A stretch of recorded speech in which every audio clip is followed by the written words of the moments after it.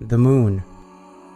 Even though we should elaborate a proper good name for our body, as this appellation is a common name for any planetary body naturally orbiting another heavier planet. Why then it was given this exclusivity? Well, because it happens to be the only natural satellite of Earth. Was this just by coincidence? Given that its illumination is revealing to us on Earth its different phases, and we were also informed that this was set for our benefits, and to count periods, hazard has no possibility to be mentioned in this art, could only be one of the creations and a clear sign of the Creator.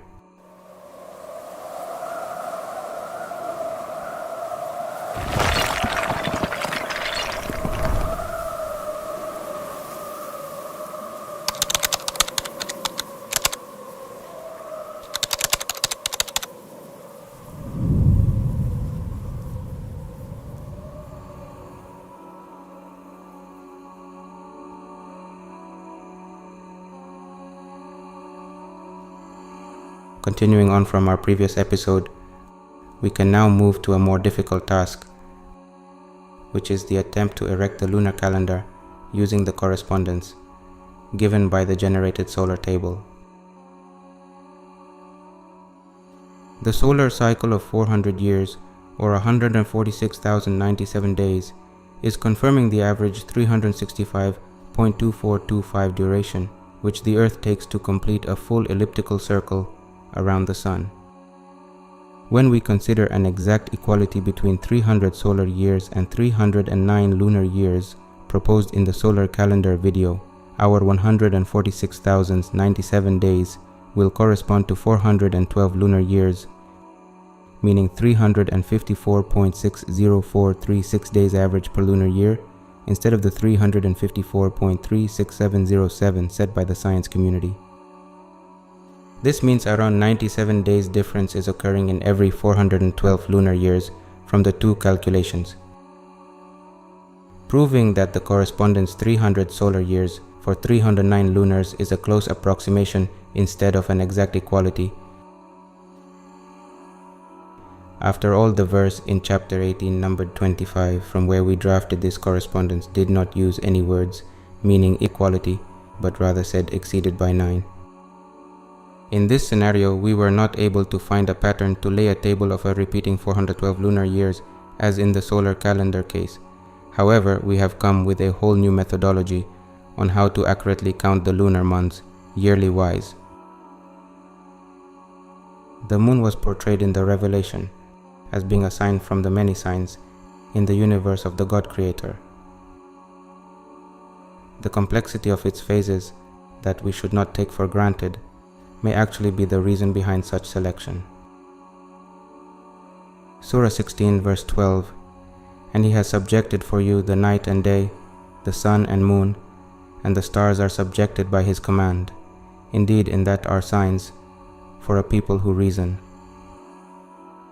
Beside mentioning that all above names are signs of his majesty, he also informed us that he has subjected whatever in the multiverse to his command, the Creator. Surah 7 verse 54, "Indeed, your Lord is Allah, who created the multiverse in 6 periods, and then established himself above the throne. He covers the night with the day, chasing it rapidly, and the sun, the moon, and the stars, subjected by his command. Unquestionably, his is the creation and the command. Blessed is Allah, Lord of the worlds." The Revelation lays things simply and clearly a way never seen before it. Not surprising, it quoted at the Surah 59 verse 21, "Had we sent down this Quran upon a mountain, you would have certainly seen it humbled and torn apart in awe of Allah." We set forth such comparisons for people, so perhaps they may reflect. We may actually think that the word sign brings forth only the visible or physical side of things, but in fact it should attract the attention of people of reason or knowledge, as what lays behind the mechanism or the invisible side is much of being a wonder. A parable here is that of a stop sign. An illiterate person would pass it without giving any meaning to it, or a pedestrian, even knowing the driving code, would simply not giving attention to it, judging it none of his concerns, but a driver, a caring one, let's say, will surely watch left and right before crossing through.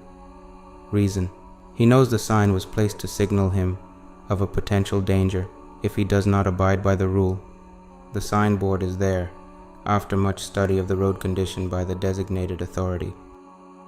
The sun being a sign, the moon a sign, the stars, the flying birds, and the universe itself, if not today when technology and space exploration have advanced, who could then in the 7th century know that the physics or the laws of gravity holding the whole thing together should be mentioned as wonders? Surah 13 verse 2. It is Allah who has raised the heavens without pillars that you can see, then established himself on the throne. He has subjected the sun and the moon, each orbiting for an appointed term. He conducts the whole affair. He makes the signs clear so that you may be certain of the meeting with your Lord. The Creator does not use pillars to hold things up. He uses gravity, nor does he use a switch to alternate the day and night, but he uses motions. He did not use covers to shield our planet against space objects' intrusion or solar flares, but he used magnetism. Great is he, the originator of all things. Now back to our task of erecting the lunar calendar, we should beforehand recall a verse from the previous episode, bringing to light the relationship between the sun and the moon and their utilization of counting periods. Surah 10 verse 5. It is he who made the sun a radiant source and the moon a derived light and determined for it phases that you may know the number of years in account. Allah has not created this except in truth. He details the signs for people of knowledge. We have also aforementioned the 29 or 30 days a lunar month contains, and the 12 months a lunar year is comprised with. The year will count either 354 or 355 days in total. It is worth noting that most named lunar calendars in use, from different angle of history, are luni-solar ones. Very few, as the Islamic Hijri calendar, are found to be exclusively lunar, based on the moon sighting or say the moon cycle. In the Islamic Hijri calendar, the lunar month is marked by the sighting of the new moon, called crescent, either by the naked eye or recently past rule by telescope. These two lenses, even when used with the utmost accuracy, could result in a difference of one day, the added eye of course taking the lead to begin the month. Where else could we find ingredients to help us prove this theory and reconcile ancient methods of sighting and modern ways to look into the sky, except from the revelation of the 7th century? The first ingredient: partition of the cosmic day. As we explained it before, this day is a full combination of presence and absence of sunlight, and each part has since been divided into two factions. Surah 91 verses 1 to 4, by the sun and its brightness, and the moon as it reflects it, and the day as it unveils it, and the night as it conceals it. From the last two verses it appears to us that the day and night are unquestionably linked to the sighting of the sun disk, but they too are portioned into slightly and deep darkness or brightness in other verses. Surah 81 verses 17 and 18. And by the night as it closes in, and by the dawn when it breathes, as-subh. The Arabic words al-layl and as-subh both are categorized in the night, part of the cosmic day, the boundary being the sight of the sun disk from the horizon. Surah 93 verses 1 and 2. By the morning sunlight, ad-duha, and the night when it falls still. Surah 92 verses 1 and 2. By the night when it covers, al-layl, and the day when it appears, an-nahar. The words ad-duha and an-nahar in revenge are in the daylight portion from the cosmic day, their timing being between sunrise and sunset. The second ingredient: the 2 full moons of the lunar month. One may think that a full moon occurs only in the very midst of the lunar month, but in fact there are 2 such phenomena. The second one is just invisible to our sight, the moon being in between the earth and the sun, in perfect alignment with no reflection to be seen by us. it occurs the time lapse before the sighting of the new crescent, marking the beginning of the waxing gibbous. Surah 84 verses 16 to 20. So I do swear by the twilight, and the night and what it envelops, and the moon when it becomes full, you will surely embark upon state after state. So what is with them they do not believe? Far away from the traditional interpretation of this verse 19, we have here decoded that a same paragraph of the Revelation could have different meanings in different times, and both being accurate. You will surely embark upon state after state was once comprehended as stages of life or hereafter, like the passing from life to death, and from death to resurrection, from well-being to sickness, and from sickness to well-being, from poverty to richness, and from richness to poverty, etc., which sounds very okay, but since the preceding verses are about the cosmos, and the very last about the moon, this verse could also take a meaning in the same line of definition. And the moon when it becomes full. The visible or waxing full moon occurs commonly on the 14th of a lunar month, counting 29 days, and on the 15th of a lunar month, counting 30 days, and the invisible or waning full moon occurs commonly on 28th in months of 29 days, and on 29th in months of 30. Then miraculously, what happens when the moon becomes full after each of the two stages? We pass from the gibbous waxing to waning, and vice versa, where the meaning, you will surely embark upon state after state. Now we can all agree that the sighting on the visible waxing full moon is a normal matter for people nowadays, same as for those in the 7th century, but what about the sighting on the invisible waning full moon that could only be detected with sophisticated telescopes shaping only the presence of the planetary body? Not a single mind in that era of the 7th century could detail such a physic law with such precision. Then, the following verses 20 to 23 were raised to question, who come to know about this wonder. So what is with them they do not believe? And when the Quran is recited to them, they do not prostrate. In fact, the disbelievers persist in denial, but Allah knows best whatever they hide. The third ingredient, marking the start of the new crescent. A new moon does not become visible to the naked eye, or even with a telescope, except when the sun has completely set, and its reddish or yellowish light has started to pull from the horizon. Due to the very thin size of that new crescent, and its very short time to set just after sunset, it is most of the time impossible to sight it with the naked eye. The first night when the moon has completed its waning phase towards waxing, but a telescope in revenge can. Thus a question arises whether a month could be said to start with the exclusive sighting by the added eye, when in fact it is impossible for the communities of the 7th century to manage this count. And we think we have an answer from the Revelation, Surah 74, verses 32 to 37. But no, by the moon, and the night as it retreats, and the morning as it breaks, there is one of the greatest, an alertness for mankind, to whichever of you chooses to take the lead or lag behind. Here again, the revelation has struck one more time, away from the traditional interpretation of this paragraph stating that hellfire is one of the greatest calamities and that it should be a warning to mankind. The second meaning that we have attributed to these verses are also in relation with the moon, when our body is mentioned by, but no, by the moon, the following verses, and the night as it retreats, and the morning as it breaks. Our motions or states of the moon in those particular timings, meaning moon settings or moon risings. There is one of the greatest. The demonstration in this verse could be referred to the period in between, when the moon sets or rises in the two particular mentioned moments.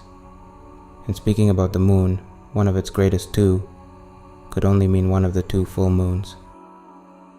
Then, when we experienced one of the full moons, especially the waning full moon, This is an alert noticing the start of a new moon in the coming hours, where the meaning, an alertness for mankind, or the start of one of the two gibus, to whichever of you chooses to take the lead or lag behind.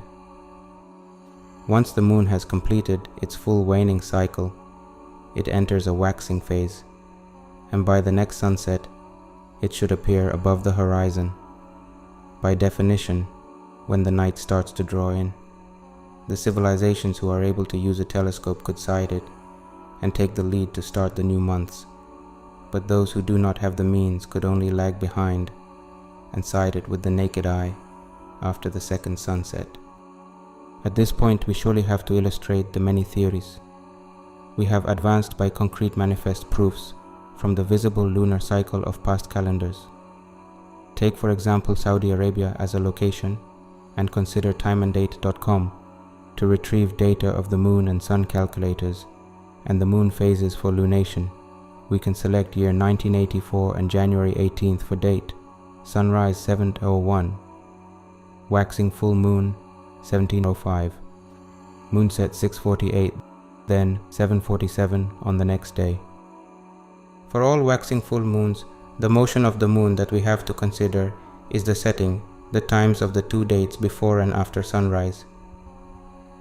We can well notice that the moon is becoming visibly full at 17:05, obviously in the time frame between when the moon has set as the night is retreating 6:48, that is before the sunrise, and after the morning has broken 7:47, that is after the sunrise.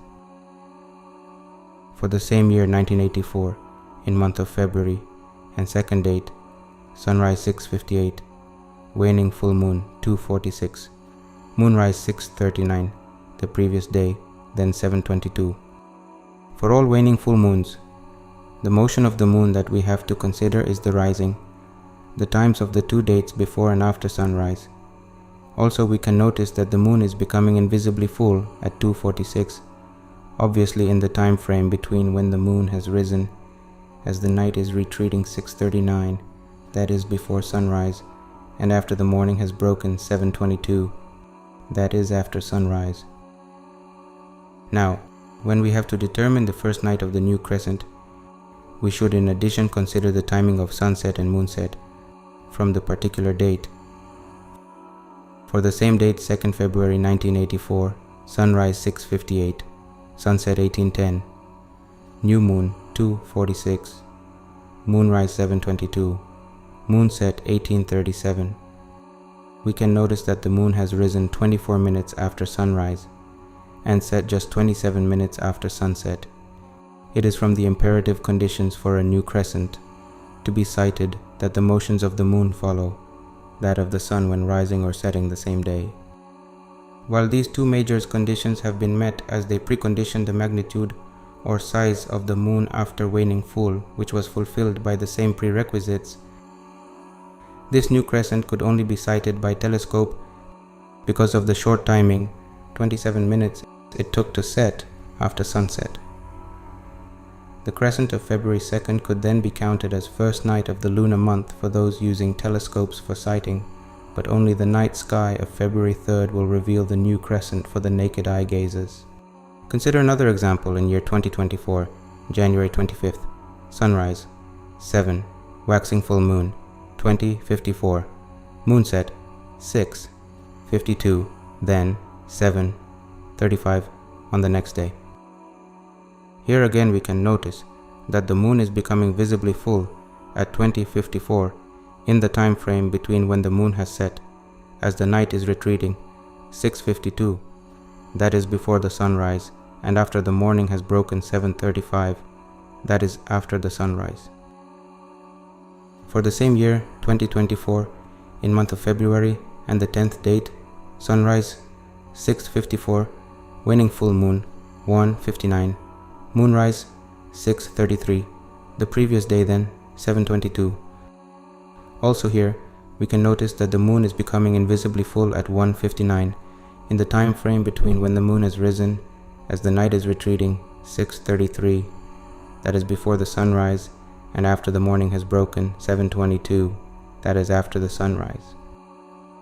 To date, the new crescent of this month of February 2024, we have sunrise 6:54, sunset 18:15, new moon 1:59, moonrise 7:22, moonset 18:55.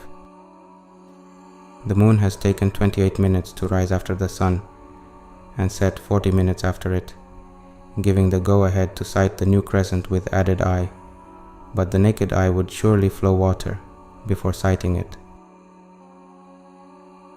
For a third example, consider year 2064 and February 3rd.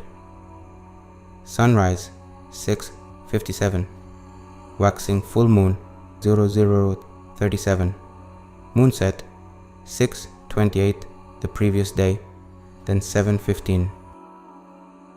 Following the same course, the moon will reach its visible full size at 0037 in the time frame between when it sets as the night is retreating, 6:28, that is before sunrise, and after the morning has broken, 7:15, that is after the sunrise. When we move to date 17, in the same month and year, sunrise 6:50, waning full moon 10:03, moonrise 6:49, then 7:20 on the next day. For this time, the moon will reach its invisible full size at 10:03 in the time frame between when it rises as the night is retreating 6:49, that is before the sunrise, and after the morning has broken 7:20, that is after the sunrise.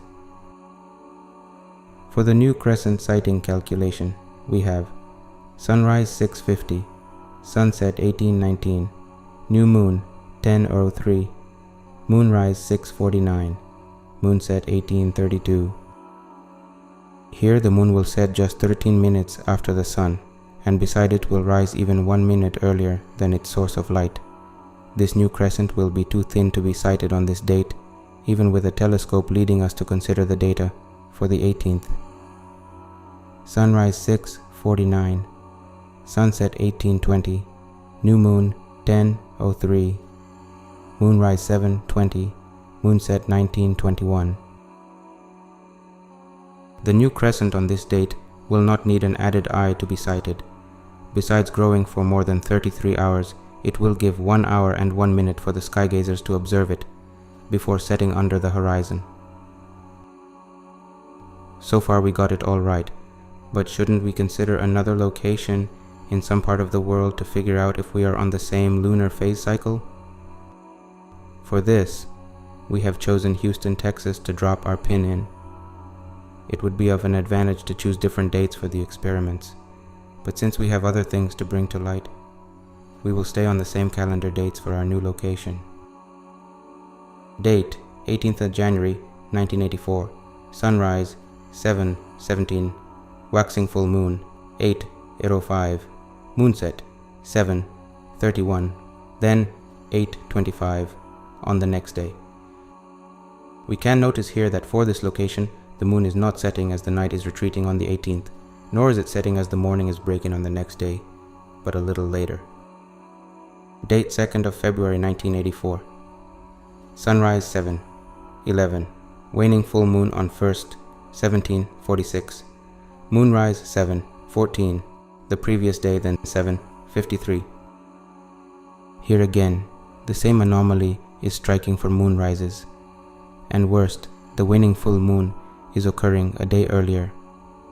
Then we must consider that the same pattern is not taking place for this far west location compared to that eastern one. This is due to the time difference caused by the sun rising earlier in the east than the west. Let's frame ourselves then within the data proper to this location in America. For date 18th January 1984, sunrise 7:17, waxing full moon 8:05, moonset 6:31 on 17th and 8:25 on the 19th. We had to center the chosen date for this location to find the moon movements following that of the sun, still not breaking the general rule. The moon had become visibly full at 8:05 on 18th in the time frame between when it has set as the night is retreating 6:31, that is before the sunrise, and after the morning has broken 8:25, that is after the sunrise. For date 2nd of February 1984, sunrise 7:11, waning full moon on 1st, 1746, moonrise 6:31 on 31st January and 7:53 on 2nd of February. Here still, we had to center the date of the full moon to find the moon movements following that of the sun. The moon had become invisibly full at 1746 on 1st, in the time frame between when it has risen, as the night is retreating, 6:31, that is before the sunrise, and after the morning has broken, 7:53, that is after the sunrise. The general rule was still obeyed. Moving on to determine the first night of the new crescent of this same location, we will need to consider sunrise 7:11, sunset 17:59, new moon 17:46 on 1st, moonrise 7:14 on 1st, then 7:53 the next day, moonset 17:48 on 1st, then 18:43 the next day. This new crescent could not have been sighted on the 1st February, not only because of the very thin size, born just 13 minutes before sunset, but also because it set even before sunset.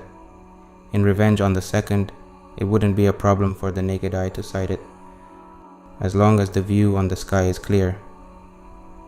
NB, the east and west sighted the new crescent on the same February 2nd, 1984, the east with telescope and the west with naked eye, much normal as the moon had an extra 9 hours to grow in size before the sun got to set in the western hemisphere. When we get to lay a comparative lunar calendar of the east and west, we can notice that the more late the sun gets to set in a location, the more likely that location will get a day in advance to sight the moon. But this happens just once in a combination of 2 months counting 59 days. However, from the entire globe, not a single place will lag more than a day to sight a new crescent, or else they are in manifest error.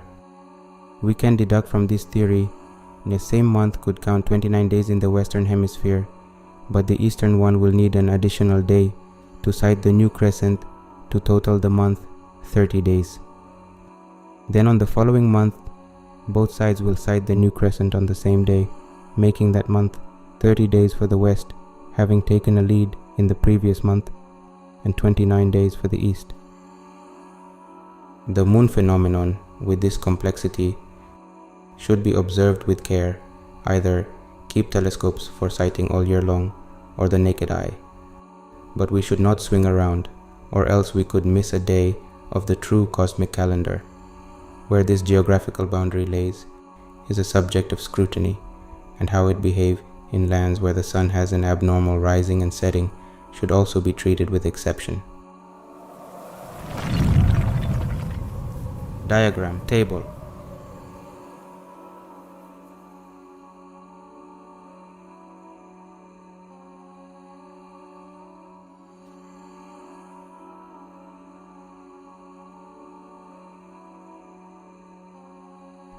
Now one may argue nothing stays forever. Do you know when this order will change? And yes, we have been informed by the Creator from His revelation. It is true, He revealed. Surah 14 verses 32 to 4. It is Allah who created the multiverse and sent down rain from the sky and produced thereby some fruits as provision for you and subjected for you the ships to sail through the sea by His command, and subjected for you the rivers, and He subjected for you the sun and the moon continuously, and subjected for you the night and the day, and He gave you from all you asked of Him, and if you should count the favor of Allah, you could not enumerate them. Indeed, mankind is most unjust and ungrateful. He, the Almighty, has made it clear. He subjected the sun and moon for us, so our use of them for counting periods won't cease as long as humans still living on earth. But that does not mean they are eternal. They will certainly be destroyed, as verses of the Holy Book stipulated the demise of all beings and the universe itself. Surah 55 verses 26 to 27. Everything upon it will perish, and there will remain the face of your Lord, owner of majesty and honor. But the ultimate trigger of this would be the blowing in the trumpet, a metaphor from our understanding, a mighty event that will accelerate entropy and set this last, longing order to come to an end. Surah 39 verse 68, "And it will be blown in the trumpet, and whatever is in the heavens and whatever is on the earth will fall apart, except what Allah wills. Then it will be blown again, and at once they will be standing, looking on." From this crucial moment, humans will come to understand that their end has drawn near, and so does the end of all living things, not just them, but also objects of the universe. Our moon will not be spared. Surah 75 verses 6 to 13, he asks, "When is the day of resurrection, when vision is dazzled, and the moon falls off? Then the sun and the moon are brought together. Man will say on that day, where is the escape? No, there is no refuge. To your Lord that day is the permanence. Man will be informed that day of what he sent forth and left behind." After death comes resurrection, but in between are events that no humans will get to witness. One of them is that of the moon falling off orbit from the earth and eventually leading the sun to devour our natural satellite. But how that would happen without our home earth going through the same fate? The answer is in the Revelation. Surah 69 verses 13 to 15. "Then when it will be blown in the trumpet, the first blow, and the earth and the mountains are transported and leveled with one blow, then on that day the occurrence will occur." That's the phenomenon. The earth within it, its load, humans and other being fitted for judgment, is going to be transported to the universe of standing.